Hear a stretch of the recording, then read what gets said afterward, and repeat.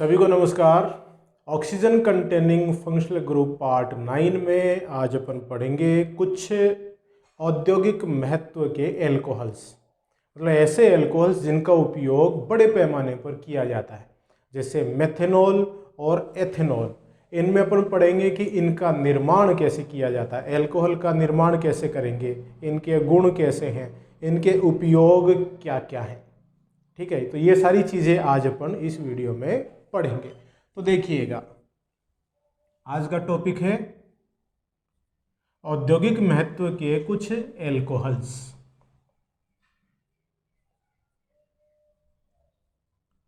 औद्योगिक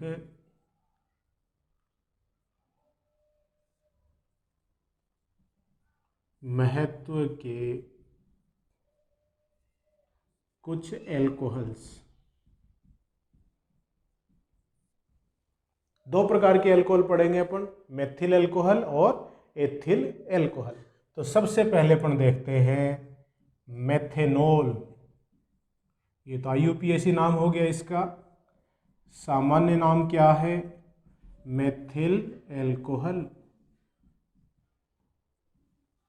तो मेथेनॉल बोल दो चाहे मेथिल अल्कोहल बोल दो। सूत्र क्या हो जाएगा इसका? CH3OH। सबसे छोटा एल्कोहल है, एक कार्बन युक्त एल्कोहल। जो मेथिल एल्कोहल है इसे लकड़ी के भंजक आसवन द्वारा प्राप्त करते हैं।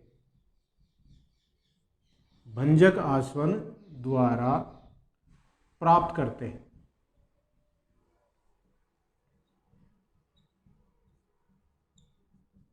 लकड़ी से प्राप्त होने के कारण इसे वुड स्पिरिट भी कहा जाता है। अतः इसे वुड स्पिरिट मतलब कास्ट स्पिरिट भी कहते हैं।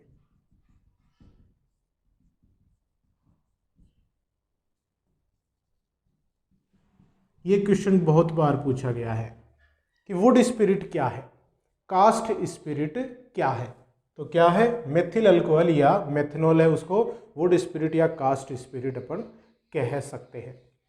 अब देखिए, मेथिल अल्कोहल है, औद्योगिक स्तर पर इसका निर्माण कैसे करते हैं, बड़े पैमाने पर इसका निर्माण कैसे किया जाता है।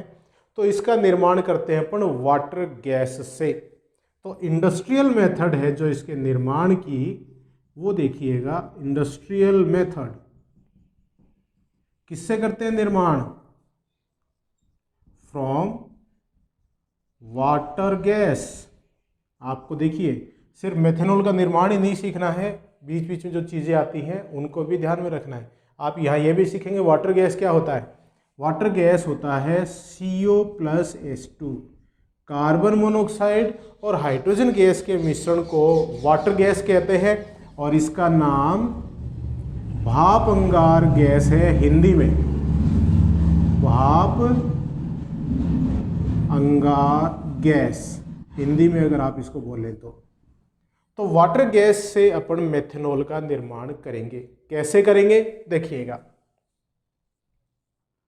CO carbon monoxide plus hydrogen gas को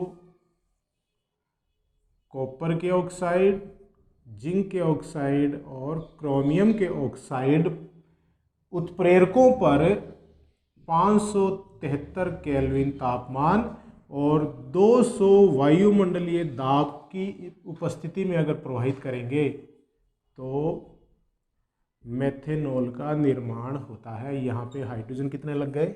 2 लग गए।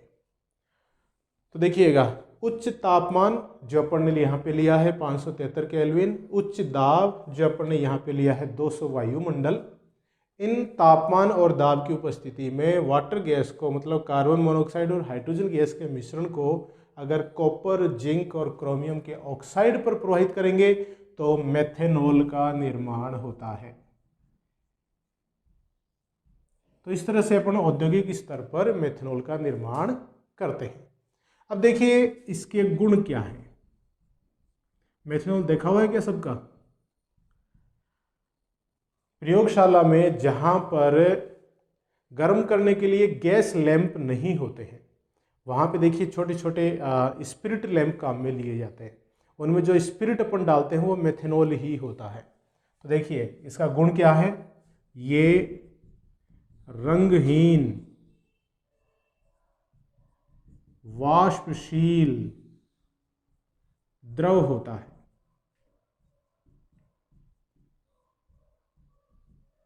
कोई रंग नहीं है लेकिन अत्यधिक वाष्पशील द्रव होता है। जल में विलय है, इसको आप जब जल में घोलेंगे तो ये घुल जाता है। इसका जो क्वथनांक है वह 337.5 केल्विन होता है। इसका जो घनत्व है वह है 0.795, मतलब जल से इसका घनत्व कम है, तो इसका घनत्व 0.795 ग्राम प्रति मिलीलीटर। ये विषाक्त होता है।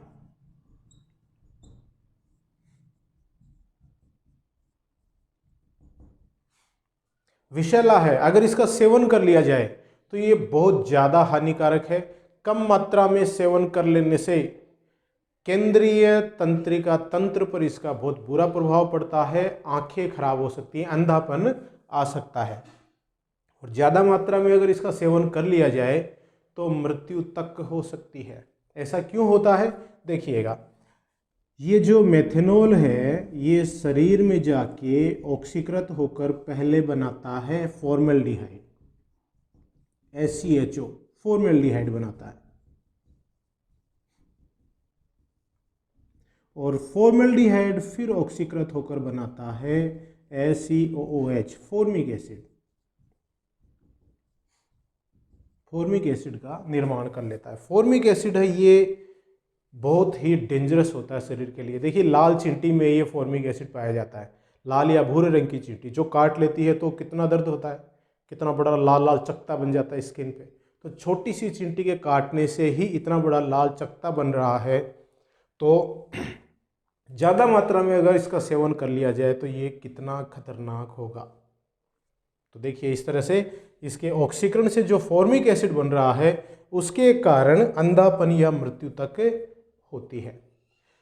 मेथनॉल के जो रासायनिक गुण हैं वो रासायनिक गुण अपन ने जो पहले एल्कोहलों के रासायनिक गुण पढ़े हैं उनके समान ही इसके रासायनिक गुण होते हैं, कुछ अलग नहीं है। उनके निर्माण उनके जैसे ही इनके रासायनिक गुण होते हैं। अब देखिए इनका उपयोग, मेथनॉल है, इसका उपयोग क्या है। जो बहुत ही ठंडे प्रदेश हैं वहाँ पर गाड़ियों में जो ईंधन है, पेट्रोल है, डीजल है, वो जम जाता है। तो उसको जमने से बचाने के लिए जो रेडिएटर्स हैं उनमें प्रतिहीम के रूप में मेथनॉल मिला सकते हैं। प्रतिहीम मतलब एंटी फ्रीज के रूप में। तो प्रतिहीम या एंटी फ्रीज के रूप में मेथनॉल को मिलाया जाता है। दूसरा, पेंट है, वार्निश है, उनके लिए विलायक के रूप में, पेंट और वार्निश है उनमें विलायक के रूप में मेथनॉल को मिला सकते हैं। तीसरा, एथिल अल्कोहल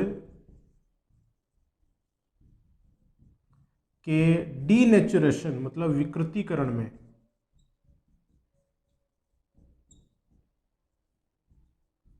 इसका क्या मतलब है, देखिए जिस अल्कोहल का सेवन किया जाता है वो अल्कोहल कौन सा होता है, एथिल अल्कोहल होता है।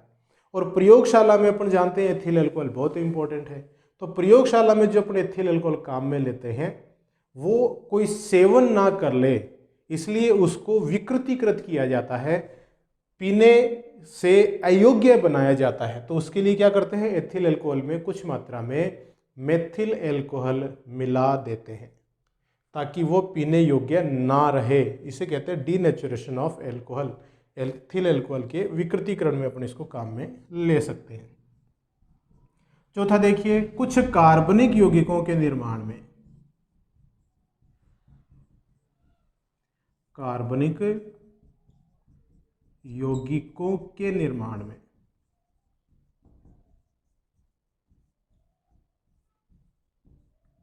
जैसे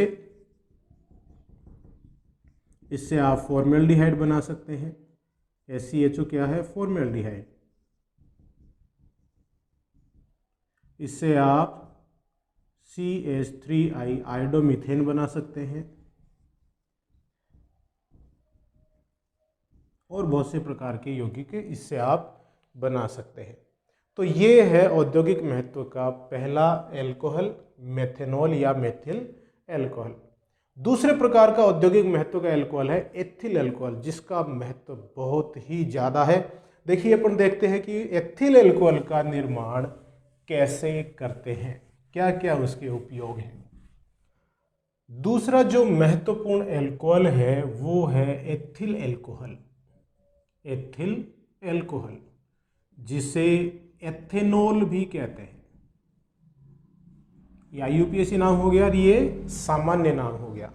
इसका जो सूत्र है वो सूत्र है CH3 CH2OH या C2H5OH, इसको अपन कहते हैं।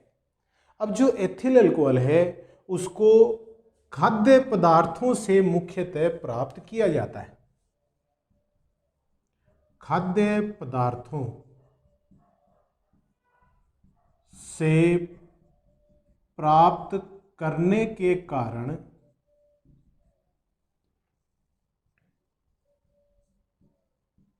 इसे अन्न एल्कोहल भी कहते हैं।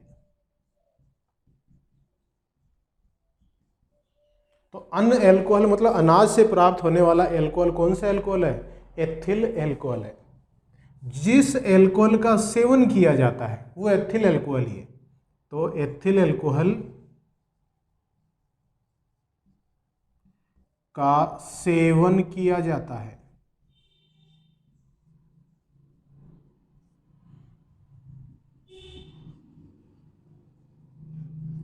अब देखिए इसका निर्माण कैसे करते हैं। तो इसका निर्माण दो प्रकार से अपन मुख्यतः करते हैं, सिरे से और स्टार्च युक्त यौगिकों से। तो इसका जो निर्माण है वो देखिए किससे करते हैं। एक तो अपन करते हैं सिरे से, सिरा क्या होता है अपन देखेंगे, और दूसरा है स्टार्च से। तो स्टार्च से और सिरे से अपन इसका निर्माण करते हैं। कैसे करते हैं तो देखिएगा, उसमें जो मुख्य क्रिया होती है वो क्या क्रिया होती है, जो कॉम्प्लेक्स ऑर्गेनिक कंपाउंड्स हैं,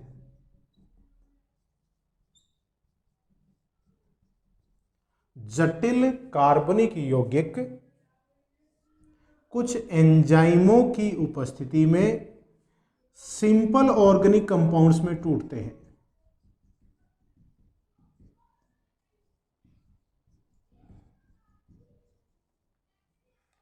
एक प्रक्रिया है जिसमें जटिल कार्बनिक यौगिक एंजाइम प्रोटीन युक्त ये अणु होते हैं एंजाइम। तो एंजाइमों की उपस्थिति में सरल कार्बनिक यौगिकों में टूटते हैं। साथ में ऊष्मा व CO2 गैस निकलती है। यह प्रक्रिया क्या कहलाती है? किण्वन कहलाती है, फर्मेंटेशन कहलाती है।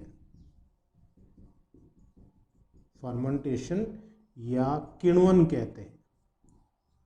तो अल्कोहल का निर्माण किस प्रक्रिया के द्वारा होता है? किण्वन या फर्मेंटेशन के द्वारा इसका निर्माण होता है। किण्वन क्यों बोला इसको? क्योंकि देखिएगा एंजाइम की उपस्थिति में जो जटिल कार्बनिक यौगिक हैं वो सरल कार्बनिक यौगिकों में टूटेंगे। साथ में बहुत ज़्यादा मात्रा में ऊष्मा भी निकलती है, CO2 गैस भी निकलती है। तो पूरा विलयन है ये उबलता हुआ प्रतीत होता है, दिखाई देता है। इसीलिए इसको फर्मेंटेशन या किण्वन कहते हैं। यह एक ऊष्माक्षेपी प्रक्रम है, एक्सोथर्मिक प्रोसेस है। और किण्वन में कौन सी गैस निकलती है? CO2 गैस निकलती है। यह भी आपको ध्यान रखना है। तो किण्वन हमेशा ऊष्माक्षेपी होता है और उसमें से CO2 गैस का निष्कासन होता है। अब देखिए अपन दो प्रकार से बोल रहे हैं कि इसका निर्माण होगा, एक तो सिरे से और एक स्टार्च से। तो सबसे पहली विधि अपन ले रहे हैं निर्माण की, सिरे से एथिल एल्कोहल का निर्माण।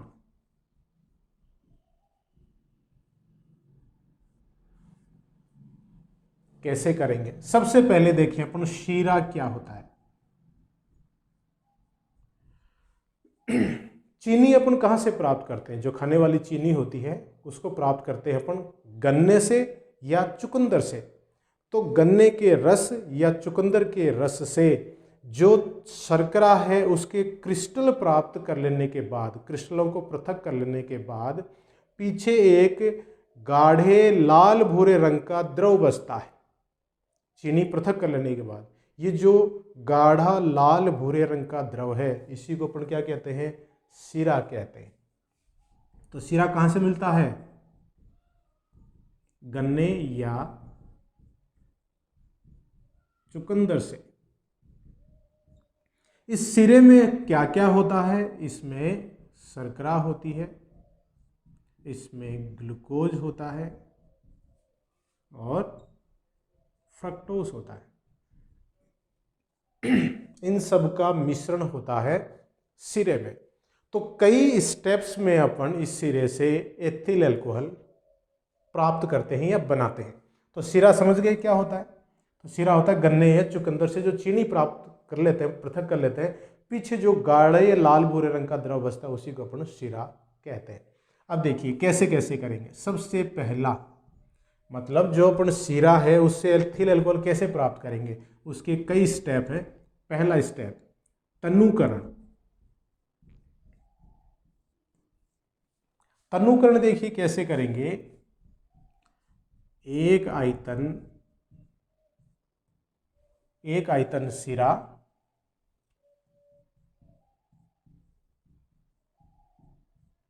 प्लस 5 आयतन जल। इस तरह से तनु करेंगे कि उसमें एक भाग सिरे का है और उसके साथ में 5 भाग जल के मिलाते हैं। जैसे मान लो 1 लीटर अगर सीरा है तो उसमें 5 लीटर जल मिला देंगे तो तनुकरण इसका हो जाएगा। तो ये तनुकरण वाला भाग हो गया। दूसरा अम्ल तथा अमोनियम लवण मिलाना। तनुकरण करने के बाद उसमें अम्ल मिलाएंगे और अमोनियम लवण मिलाएंगे। क्यों मिलाएंगे, क्या क्या इसमें मिलाएंगे, अम्ल के रूप में क्या मिलाएंगे और उसका उपयोग क्या है देखिएगा। अम्ल के रूप में मिलाते हैं अपन तन्नु H2SO4। इससे क्या होगा? विलयन में जीवाणु उत्पन्न नहीं होंगे।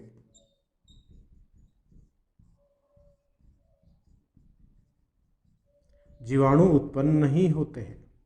तो तनु किए हुए सिरे में पहले तनु H2SO4 मिलाते हैं जिससे जीवाणु उत्पन्न नहीं होते। क्यों? क्योंकि विलयन का pH है वो 4 से 5 हो जाता है। तनु H2SO4 की उपस्थिति में विलयन का pH 4 से 5 हो जाता है तो जीवाणु उत्पन्न नहीं होंगे। अमोनियम लवण के रूप में अपन मिलाते हैं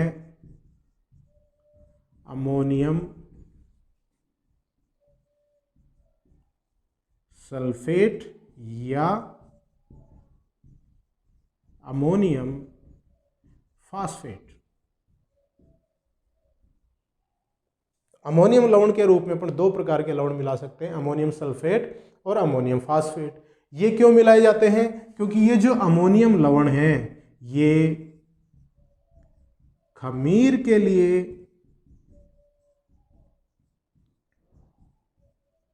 भोजन का कार्य करते हैं।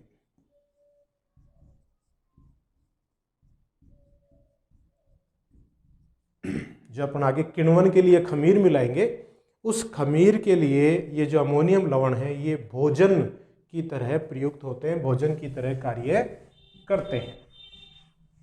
अब देखिए के लिए आपने भोजन मिला दिया यहाँ पे।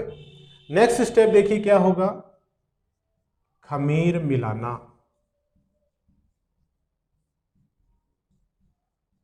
तनु कर दिया आपने, जीवाणु पैदा ना हो इसके लिए आपने उसको आप pH 4 से 5 कर दिया। खमीर के लिए आपने अमोनियम लवण मिला दिए जो खमीर के लिए भोजन का कार्य करते हैं। अब मिलाते हैं इसमें खमीर। खमीर जो होता है उसमें एंजाइम होते हैं। खमीर को मिलाएंगे विलियन में और उसमें एंजाइम है। कौन कौन से एंजाइम है, इन्वर्टेज और जाइमेज एंजाइम है। तो खमीर को उपरोक्त इस विलियन में मिलाकर 298 केल्विन से 303 केल्विन पर 2 से 3 दिन तक रख देते हैं।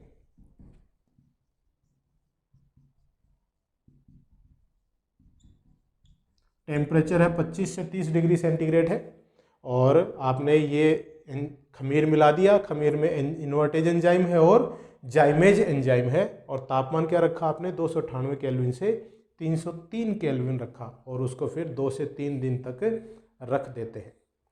क्या प्रक्रिया होगी, किण्वन की प्रक्रिया होगी। देखिए कैसे, इन्वर्टेज एंजाइम क्या करेगा, ये है सुक्रोज। सुक्रोज को इन्वर्टेज एंजाइम ग्लूकोज और फ्रक्टोज में तोड़ देता है, इसका जल अपघटन कर देता है। C6H12O6 प्लस C6H12O6, ये है ग्लूकोज और ये है फ्रक्टोज। ग्लूकोज और फ्रक्टोज में ये तोड़ देता है। इन्वर्टेज एंजाइम सुक्रोज को ग्लूकोज और फ्रक्टोज में तोड़ देता है। जाइमेज एंजाइम क्या करेगा, ग्लूकोज या फ्रक्टोज को, ये ग्लूकोज भी हो सकता है या फ्रक्टोज भी हो सकता है, उसको जाइमेज एंजाइम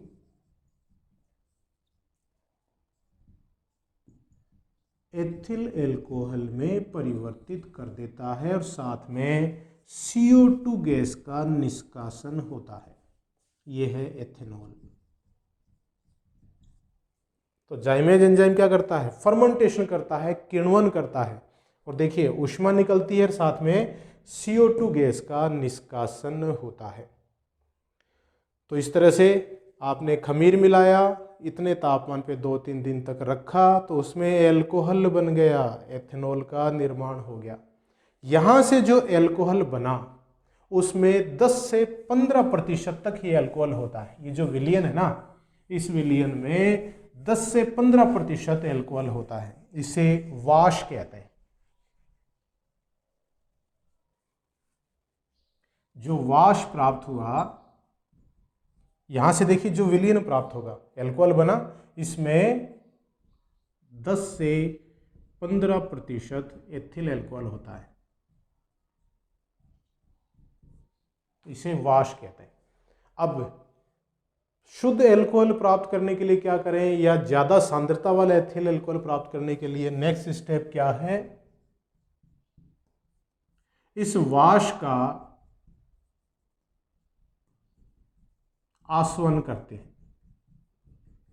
वाश का आसवन किया जाता है किसमें, कॉफी का भभका। कॉफी का भभका में इसका आसवन करते हैं, कोफेज स्टिल में। कोफेज स्टिल, कॉफी का भभका में इसका आसवन करते हैं। कॉफी का भभका में जब आसवन करते हैं तो आसवन से 90% शुद्ध एल्कोहल प्राप्त होता है।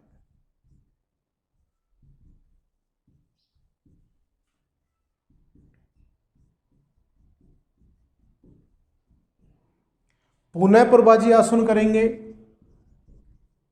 पुनः प्रभाजी आसवन से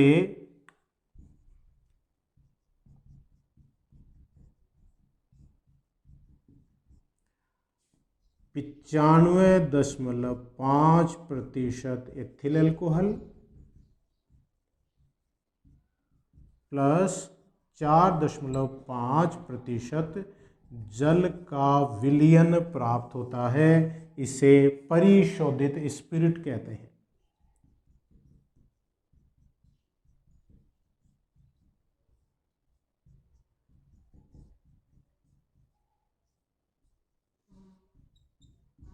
परिशोधित स्पिरिट मतलब रेक्टिफाइड स्पिरिट कहते हैं।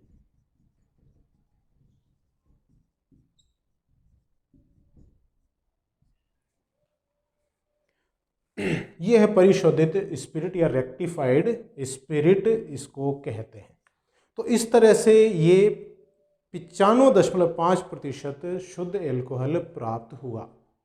तो क्या क्या किया, जो गन्ना और चुकंदर है उससे चीनी को पृथक कर लिया, उसके पीछे जो लाल भूरे रंग का पदार्थ है जो गाढ़ा द्रव है उसको अपन क्या कहते हैं, सीरा कहते हैं। तो सबसे पहले सीरे का तनुकरण करेंगे पानी मिलाकर। तो कैसे करेंगे, 1 सीरा और 5 है वो जल ले लेंगे। तनुकरण हो गया। तनुकरण करने के बाद इसमें जीवाणु उत्पन्न ना हो इसके लिए इसमें कुछ मात्रा में तनु एस्टोसोफोर मिलाएंगे तो पीएच का मान हो जाएगा 4 से 5। और इसमें कुछ मात्रा में अमोनियम लवण मिलाते हैं, अमोनियम सल्फेट या अमोनियम फॉस्फेट के रूप में अपन मिलाते हैं, जो कि खमीर के लिए भोजन का कार्य करता है। फिर अपन मिलाते हैं इसमें खमीर। खमीर में क्या होता है, कुछ एंजाइम होते हैं, ईस्ट मिलाते हैं। खमीर मतलब ईस्ट। एंजाइम कौन कौन से हैं, इन्वर्टेज और जाइमेज है। खमीर मिलाकर तापमान 298 से 303 केल्विन रखा जाता है और इसको कुछ दिनों तक अपन रख देते हैं। तो जो एंजाइम खमीर में है वो एंजाइम कौन कौन से हैं, इन्वर्टेज है, जाइमेज है। इन्वर्टेज एंजाइम सुक्रोज है, उसके जल अपघटन से ग्लूकोज फ्रक्टोज बनाएगा, और जो जाइमेज एंजाइम है ग्लूकोज या फ्रक्टोज के किण्वन के द्वारा एथेनॉल का निर्माण करता है। अब यहाँ से जो एथेनॉल मिला उसमें 10 से 15% भाग ही एल्कोहल या एथिल एल्कोहल का होता है। इसे अपन कहते हैं वाश। तो अब इसका शुद्धिकरण करते हैं तो किया जाता है वाश का आसवन। तो वाश का डिस्टिलेशन अपन करते हैं, किस में करेंगे, कॉफ़ी का भभका में, कॉफ़ी स्टिल में। इस आसवन से 90% शुद्ध एल्कोहल प्राप्त होता है। बार बार अपन इसका प्रभाजी आसवन करेंगे तो 95.5% एल्कोहल प्लस 4.5% जल का मिश्रण प्राप्त होता है। ये देखिए निश्चित है ये, और इसे कहते हैं परिशोधित स्पिरिट या रेक्टिफाइड स्पिरिट इसको कहते हैं। बहुत बार बोर्ड एग्जाम में या कंपटीशन में पूछा गया है कि रेक्टिफाइड स्पिरिट क्या होता है। तो उसका देखिए ये अनुपात है जल का और एल्कोहल का। तो ये पहली विधि हो गई जिसमें अपन सिरे से एथिल एल्कोहल बना रहे हैं। अब देखिए अपन दूसरी विधि देखते हैं जिसमें अपन स्टार्च से एथिल एल्कोहल का निर्माण करेंगे। एथिल एल्कोहल या एथेनॉल के निर्माण की जो दूसरी विधि है वो दूसरी विधि देखिए, स्टार्च से एथिल एल्कोहल का निर्माण।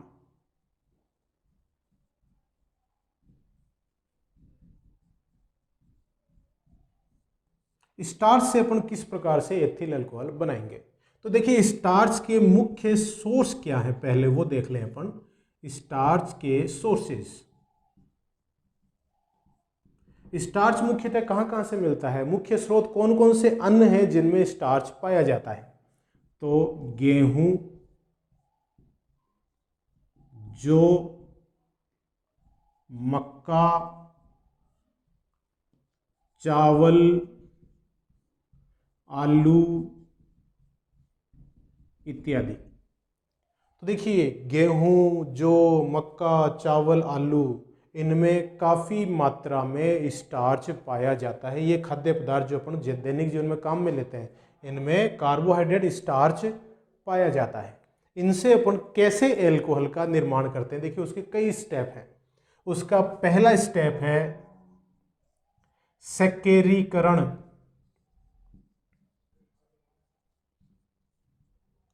सेकेराइजेशन। सेकेरीकरण क्या होता है, स्टार्च को माल्टोस में बदलना सेकेरीकरण कहलाता है।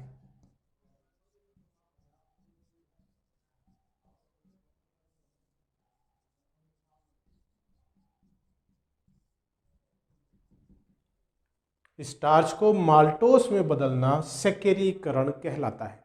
अब इस सैकरीकरण में देखिए क्या क्या होता है, अपन स्टार्च को माल्टोस में कैसे बदलेंगे। तो अपन पहले दो चीजें बनाएंगे, एक बनाएंगे मैश बनाना, दूसरा है माल्ट बनाना।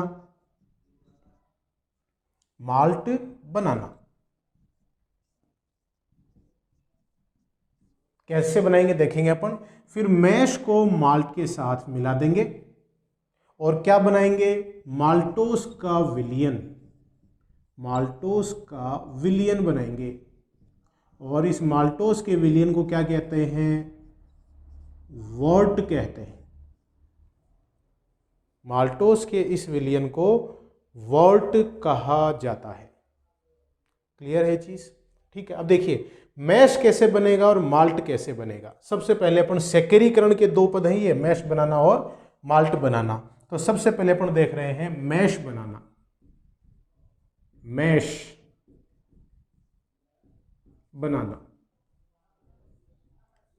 कैसे बनाएंगे कि देखिए जो है, चावल है, आलू है, उसको छोटे छोटे टुकड़ों में अपन तोड़ेंगे और या फिर बारीक पीस भी सकते हैं और उसको भाप के साथ उच्च दाब पर गर्म किया जाता है। तो स्टार्च की एक लेई बन जाती है। क्या बन जाएगी, स्टार्च की लेई बन जाती है। स्टार्च की लेई मतलब उसका गाढ़ा विलियन प्राप्त हो जाता है। स्टार्च की इस लेई को अपन क्या कहते हैं, मैश कहते हैं।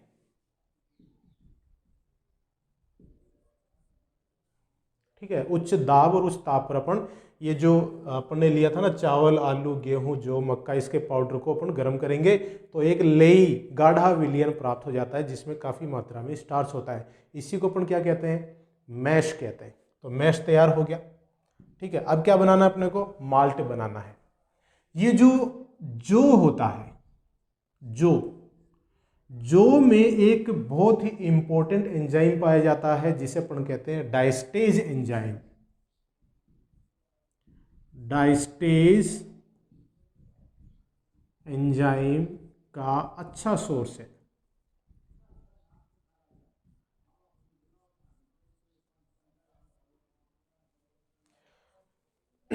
डायस्टेज एंजाइम का ये बहुत ही अच्छा सोर्स होता है।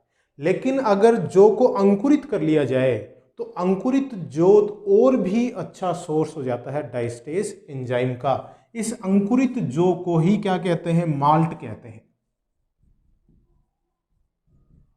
अंकुरित जौ को क्या कहते हैं, माल्ट कहते हैं।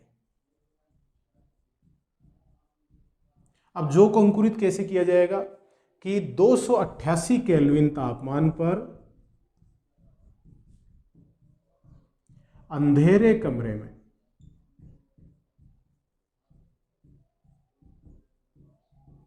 जौ को कुछ दिनों तक फैला देते हैं। अंधेरा कमरा है, तापमान 288 केल्विन रखेंगे और उसमें जौ को फैला देंगे तो वो कुछ दिनों में क्या हो जाएंगे, अंकुरित हो जाएंगे। उन अंकुरित जौ को पीस कर और उनका रस निकाल लिया जाता है जिसे अपन कहते हैं माल्ट सत्त कहते हैं। माल्ट सत्त में डायस्टेज एंजाइम पाए जाते हैं। डायस्टेज एंजाइम इसमें पाए जाते हैं। अब देखिए माल्ट सत्त तैयार हो गया और मैश तैयार हो गया। ठीक है, क्या करें, मैश में माल्ट मिला दें। मैश में क्या चीज है, मैश में है स्टार्च। माल्ट में क्या चीज है, डायस्टेज एंजाइम है। तो क्या होगा, स्टार्च C6H10O5 का होल एन, ये क्या है, स्टार्च है। इसका जल अपघटन होगा। ठीक है, एन अणु लगेंगे किसकी उपस्थिति में, डायस्टेज एंजाइम की उपस्थिति में। तो जल अपघटन से क्या बन जाएगा, C12H22O11, माल्टोस का विलियन प्राप्त हो जाता है। एन अणु माल्टोस के प्राप्त हो गए और इस माल्टोस के विलियन को क्या कहते हैं, वर्ट कहते हैं। ये लो साहब, सेकेरीकरण की क्रिया हो गई जिसमें आपने स्टार्च को किस में बदल दिया, माल्टोस में बदल दिया। ठीक है, वर्ट तैयार हो गया। अब माल्टोस को अपन प्राप्त किस में बदलेंगे, ग्लूकोज और फ्रक्टोस में बदलेंगे। तो माल्टोस को ग्लूकोज और फ्रक्टोस में बदलने के लिए इसमें क्या मिलाते हैं, खमीर मिलाते हैं। तो सेकेरीकरण के बाद जो दूसरा स्टेप है वो है वर्ट में खमीर मिलाना। तो दूसरा स्टेप देखिएगा, बी, वर्ट में खमीर मिलाना।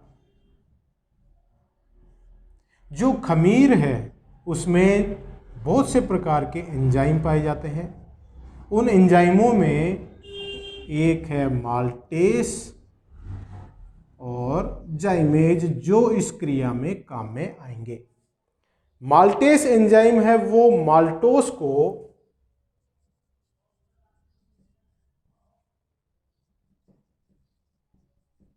ग्लूकोज में तोड़ देता है। देखिए कैसे, C12H22O11 इसका जल अपघटन होता है माल्टेस एंजाइम की उपस्थिति में, और C6H12O6 ग्लूकोज प्राप्त हो जाता है। तो माल्टेस एंजाइम का काम क्या है, माल्टोस को ग्लूकोज में परिवर्तित करना। ये माल्टेस एंजाइम की उपस्थिति में होता है। तो अपन ने क्या किया, दूसरे स्टेप में माल्टोस को ग्लूकोज में परिवर्तित कर लिया। अब देखिए एक एंजाइम और है इसमें, जाइमेज एंजाइम। ये जाइमेज एंजाइम क्या करेगा, ग्लूकोज का किण्वन करता है।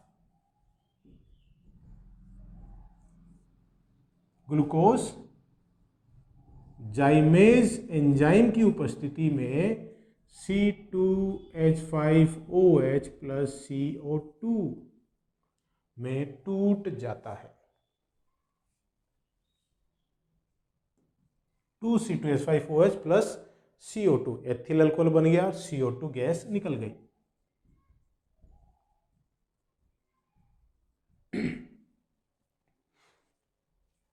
तो वर्ट क्या था, वर्ट था माल्टोस का विलयन, उसमें आपने क्या मिला दिया, खमीर मिला दिया। खमीर में एंजाइम है माल्टेस एंजाइम और जाइमेज। माल्टेस एंजाइम क्या करेगा, माल्टोस को ग्लूकोज में तोड़ेगा, और जाइमेज एंजाइम क्या करेगा, ग्लूकोज का किण्वन करेगा, उसको तोड़ेगा। एथिल अल्कोहल में CO2 गैस निकलती है। ये जो एथिल अल्कोहल है ये 10 से 15% शुद्ध है, और इसे क्या कहते हैं, वाश कहते हैं। अब शुद्ध अल्कोहल प्राप्त करने के लिए नेक्स्ट स्टेप क्या है, वाश का आसवन।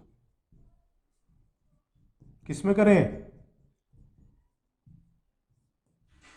कॉफे स्टिल में। कॉफेज स्टिल मतलब कॉफी का भभका, कॉफी का भभका।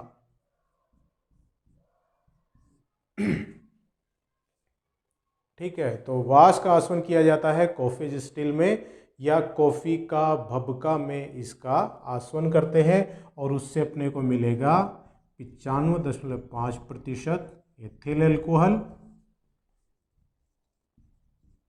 प्लस 4.5% जल का मिश्रण। और इस मिश्रण को क्या कहते हैं, रेक्टिफाइड स्पिरिट कहते हैं।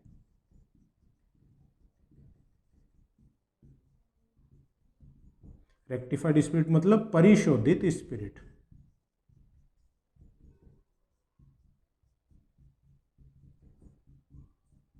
इसे परिशोधित स्पिरिट कहा जाता है। तो इस तरह से आप स्टार्च से अल्कोहल बना सकते हैं। तो दो प्रकार से अपने अल्कोहल का निर्माण किया, सिरे से अल्कोहल का निर्माण, और दूसरा है स्टार्च से अल्कोहल, एथिल अल्कोहल का निर्माण।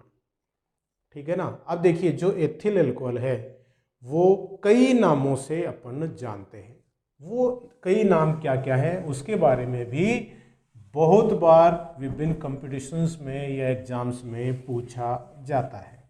एक नाम तो अपन अभी कई बार काम में ले चुके हैं, वो है रेक्टिफाइड स्पिरिट। रेक्टिफाइड स्पिरिट, परिशोधित स्पिरिट।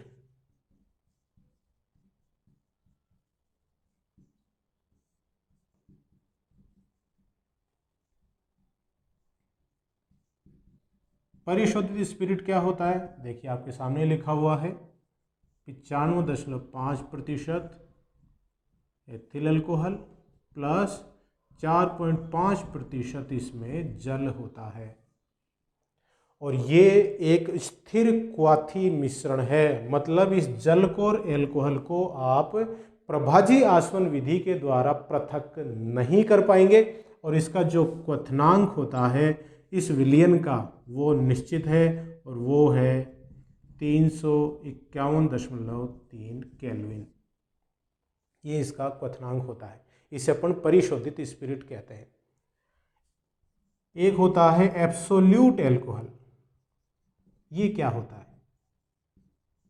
परिशुद्ध एल्कोहल जिसको कहते हैं, परिशुद्ध एल्कोहल, ये होता है 100% शुद्ध एल्कोहल। एथिल एल्कोहल को एब्सोल्यूट एल्कोहल कहते हैं।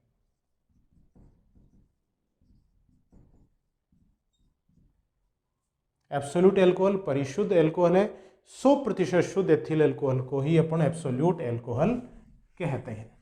एक होता है पावर एल्कोहल, आपने कभी सुना हो पावर एल्कोहल। पावर एल्कोहल, तो देखिए पेट्रोल का पावर बढ़ाने के लिए पावर एल्कोहल बनाया जाता है। तो क्या क्या होता है उसमें? Petrol plus benzene plus ether plus C2H5OH ethyl alcohol. तो इनका जो ये मिश्रण मिला, इसी को क्या कहते हैं? पावर एल्कोहल कहते हैं। तो पेट्रोल में क्या क्या मिलाया हुआ है? बेंजीन, ईथर और एथिल एल्कोहल मिला देते हैं तो पावर एल्कोहल बनता है। एक होता है डीनेचुरेटेड एल्कोहल।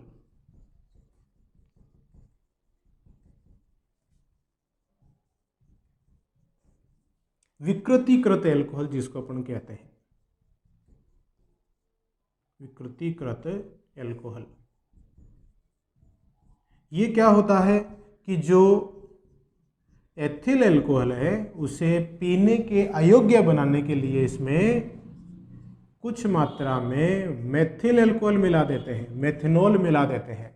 एथेनॉल में कुछ मेथनॉल मिला देते हैं तो वो पीने के अयोग्य हो जाता है, पीने लायक नहीं रहता है। उसी को अपन डीनेचुरेटेड एल्कोहल कहते हैं, विकृतीकृत एल्कोहल कहते हैं। ठीक है, तो ये इस प्रकार से कई नामों से ये एल्कोहल जाने जाते हैं, ये औद्योगिक नाम है इनके। तो अब देखिए एथिल अल्कोहल के उपयोग क्या क्या होंगे इसके। एथिल अल्कोहल के जितने भी सौंदर्य प्रसाधन हैं उनमें इनका उपयोग किया जा सकता है। आजकल देखिए कोरोना काल में अपन जो सैनिटाइजर काम में लेते हैं उसमें 70% से ज़्यादा अल्कोहल होना चाहिए, तो वो कौन सा है? एथिल अल्कोहल है। इसका सेवन भी किया जाता है, नशा भी किया जाता है। इससे आयोडोफॉर्म, क्लोरोफॉर्म भी अपन बना सकते हैं। ये एक महत्वपूर्ण विलायक भी है। पावर एल्कोहल का भी इससे निर्माण किया जाता है। तो इसके बहुत ही इम्पोर्टेंट उपयोग है। तो ये थे कुछ औद्योगिक महत्व के एल्कोहल, मेथिल अल्कोहल और एथिल अल्कोहल। नेक्स्ट वीडियो में अपन कुछ नए टॉपिक लेके आपसे मिलेंगे। तब तक के लिए हाथ धोते रहिए, सुरक्षित रहिए, परिवारजनों का ध्यान रखिए, मेरे वीडियोस देखते रहिए। बहुत बहुत धन्यवाद।